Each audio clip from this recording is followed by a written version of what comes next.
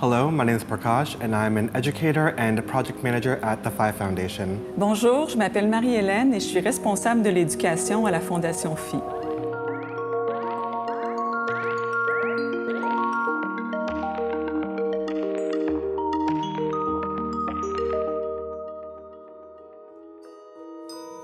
Alors, tous les deux, on va parler du thème de l'avant-garde en lien avec le travail de Yayoi Kusama. Yayoi Kusama a toujours été une artiste avant-gardiste. Dès qu'elle a commencé comme artiste professionnelle et même encore à 93 ans, elle est à l'avant-garde. Quand elle a quitté le Japon en 1958 pour aller à New York, elle a été plongée tout de suite dans un milieu avant-gardiste. Dans les années 50 et 60, à New York, les artistes contemporains innovaient, expérimentaient beaucoup pour repenser l'objet d'art.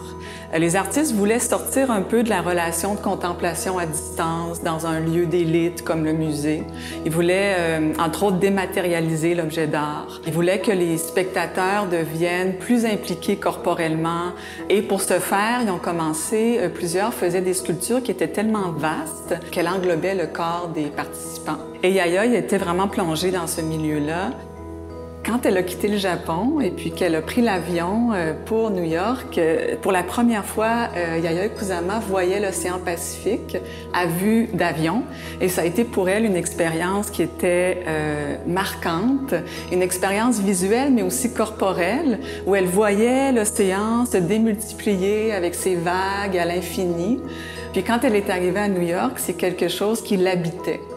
Yeah, and I really think that this experience was really the turning point in cementing Kusama as an avant-garde artist.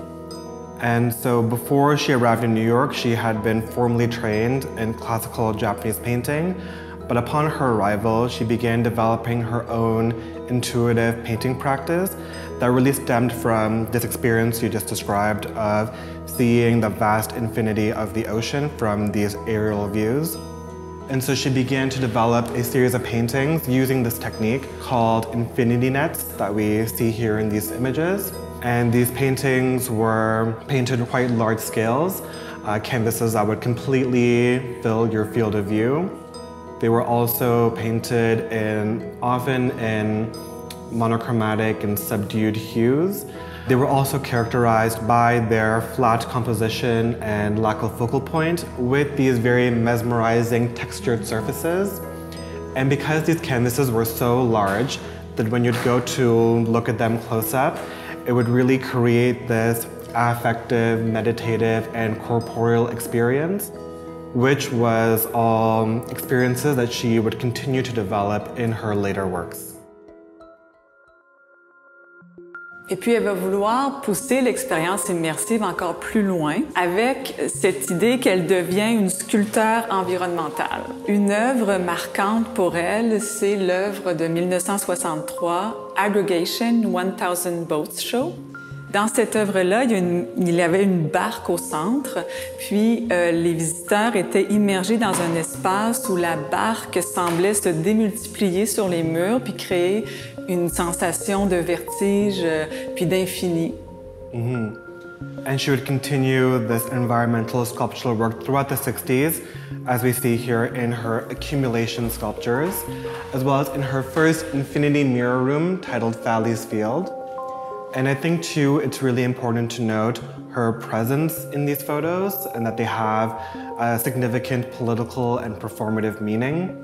Because for Kusama, as a woman, Japanese, and a foreigner, she had to face a lot of obstacles to really make her stake in the field. Given that the New York art scene of the 1950s and 60s was extremely white and male dominated. And so at the time, it was not very common for artists to be photographed within their works like we see here. But for Kusama, it was actually quite an important affirmation to directly confront the ways in which she was often alienated as an artist, both in New York and in Japan.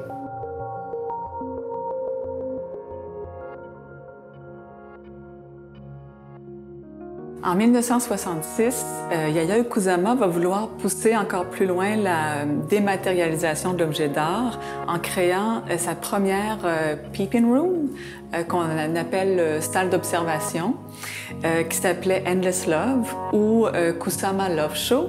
Elle était composée de lumière en mouvement qui était entourée par des miroirs, puis ça accentuait l'effet d'infini encore davantage. The Peeping Rooms for Kusama was another way of translating her environmental experiences into works of art. And so here we have two of her Peeping Rooms, and we can see the influences of her environments in these works.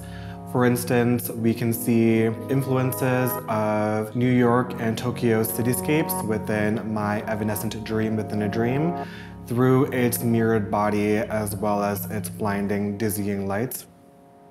On the other hand, we have the universe as seen from the Stairway to Heaven. That is more evocative of her visions of the cosmos and of the mountainous views of her childhood in Japan. And so both of these works were created in 2022, which is 56 years after the debut of Endless Love. I think this really proves her dedication to the avant-garde, as she is continuously making works that challenge not only the way we look at art, but also at the world.